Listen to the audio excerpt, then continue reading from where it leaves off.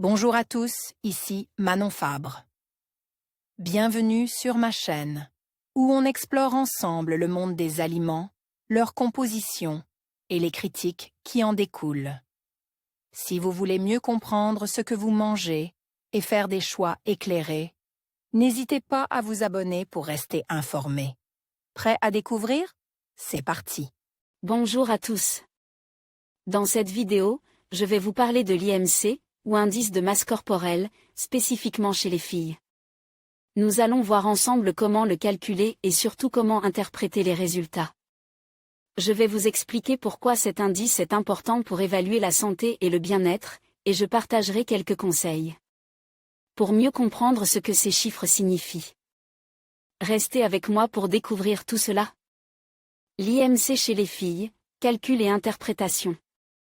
Publié le 16 octobre 2022 à 23h49, mis à jour le 16 octobre 2022 à 23h49 en collaboration avec Dr Fabienne Kocher, pédiatre, parent, vous avez déjà entendu parler de l'IMC, indice de masse corporelle, mais de quoi s'agit-il exactement? Est-il différent chez les filles et les garçons? Comment le calculer et l'interpréter? Une pédiatre nous éclairait sur le sujet. Quand on est jeune parent, la courbe de poids de son bébé est souvent source d'angoisse. Est-ce que son alimentation est-elle bonne? Sa croissance est-elle dans les normes? Prend-il suffisamment de poids?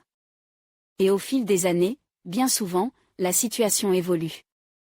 Quand l'enfant grandit et devient adolescent, on s'inquiète de sa corpulence, sa prise de poids, avec notamment les risques de surcharge pondérale, voire d'obésité. Parmi les outils à la disposition des parents, pour surveiller la croissance de son enfant, il y a les fameuses courbes de croissance. Présentes dans le carnet de santé. Et pour bien se repérer, le calcul l'IMC s'impose. Définition de l'IMC. IMC signifie indice de masse corporelle, c'est une valeur qui permet de définir la corpulence d'une personne. L'Organisation mondiale de la santé a défini l'IMC comme le standard pour évaluer les risques liés au surpoids et à l'obésité. Plus l'IMC augmente, plus les risques liés au surpoids sont importants, explique Fabienne Kocher, pédiatre. Calculer l'indice de masse corporelle de son enfant. L'IMC se calcule à partir de la taille et de la masse corporelle, poids, de l'enfant, selon la formule IMC égale MT2. M représente la masse corporelle, c'est-à-dire le poids, et T la taille. L'IMC s'exprime en kilogrammes par mètre carré, ce n'est pas réellement un indice, précise la pédiatre, avant d'ajouter, le calcul de l'IMC est le même dans les deux sexes. En clair, il n'y a pas d'indice de masse corporelle spécifique pour les filles. Cependant, il existe des différences entre les deux sexes, s'agissant des courbes de référence du carnet de santé, remis à la naissance de chaque bébé et permettant de contrôler sa croissance. Ces courbes sont un outil pour les parents afin d'avoir des repères de corpulence normale, sans parler de poids idéal. Sur le site de l'Association française de pédiatres ambulatoires, vous pourrez télécharger dans la rubrique Outils les nouvelles courbes de croissance des garçons et des filles français, avec notamment l'IMC de 1 mois à 18 ans. De plus, sachez que la méthode de calcul de l'IMC est le même à tout âge, enfant, adolescent ou adulte. L'IMC en pratique. Selon le docteur Fabienne Kocher, il est recommande de peser et mesurer les enfants lors de chaque examen pédiatrique et de calculer leur IMC à partir de l'âge de 2 ans, au moins une fois par an. Ensuite, les parents doivent reporter les mesures poids, taille et IMC sur les courbes de croissance du carnet de santé afin de suivre la croissance staturale et pondérale, ainsi que l'IMC. Cela permet de repérer le plus tôt possible non seulement un rebond d'adiposité, IMC qui monte trop vite sur la courbe, mais aussi une stagnation ou une accélération staturale ou une perte de poids, IMC trop bas.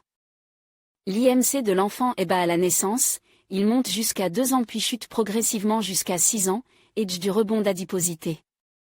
Pour remonter ensuite jusqu'à l'adolescence, précise la pédiatre.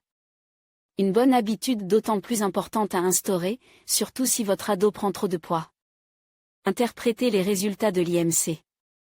Pour interpréter les résultats, il faut avoir reporté l'IMC de son enfant ou adolescent sur les courbes de référence du carnet de santé. Cela vous permettra de suivre l'évolution et de repérer une augmentation trop rapide ou une baisse. Autre avantage, vous pouvez alors vérifier si votre enfant ou adolescent a une corpulence normale en fonction de son âge et de sa taille. Il faut une vigilance accrue à l'âge de 6 ans qui est l'âge du rebond d'adiposité, tient à souligner la pédiatre. IMC trop haut, il peut s'agir de surpoids, voire d'obésité. D'après Fabienne Kocher, une augmentation trop rapide de l'IMC traduit un surpoids, il est préférable d'intervenir auprès de la famille et de l'enfant. Concrètement, il s'agira de prendre rendez-vous avec son médecin traitant ou son pédiatre.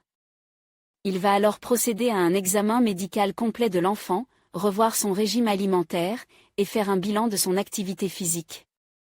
IMC trop bas, il peut s'agir d'insuffisance pondérale. Un IMC trop bas doit faire rechercher une cause médicale ou une insuffisance des apports au niveau de l'alimentation.